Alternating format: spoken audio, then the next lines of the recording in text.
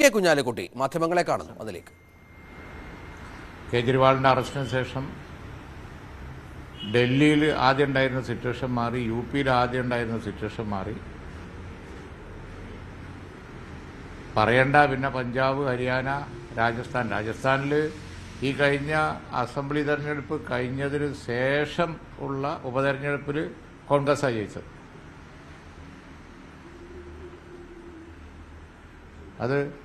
അതുണ്ടായിപ്പോൾ. പിന്നെ മിക്ക സ്റ്റേറ്റിലും, ഇപ്പോൾ ബീഹാറിൽ ഒക്കെ വലിയ ഒരു ഉയർത്തെഴുന്നേൽപ്പിൻ്റെ ലക്ഷണമാണ് കാണുന്നത്.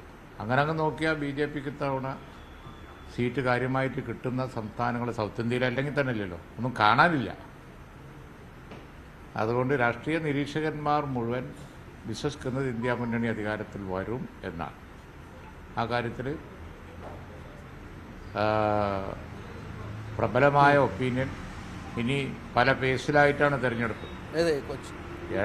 അവസാനത്തെ തെരഞ്ഞെടുപ്പൊക്കെ ആകുമ്പോഴേക്ക് കഴിഞ്ഞ വാജ്പേയി ഗവൺമെൻറ്റിൻ്റെ കാലത്ത് ഉണ്ടായ അതേപോലെ ഇരിക്കും. അന്ന് പി കെ കുഞ്ഞാലിക്കുട്ടി മാധ്യമങ്ങളെ കാണുകയാണ്. നമുക്കറിയാം, മുസ്ലിം ലീഗ് അനുഭവിക്കുന്ന ഒരു പ്രതിസന്ധിയുണ്ട്. സമസ്തയുമായി ബന്ധപ്പെട്ട് അതിലൊരു വ്യക്തത വരേണ്ടതുണ്ട്. സമസ്തയുടെ വോട്ടുകൾ ഇത്തവണ ലീഗിനൊപ്പം പൂർണ്ണമായി നിൽക്കുമോ എന്ന് കാത്തിരുന്ന് കാണണം.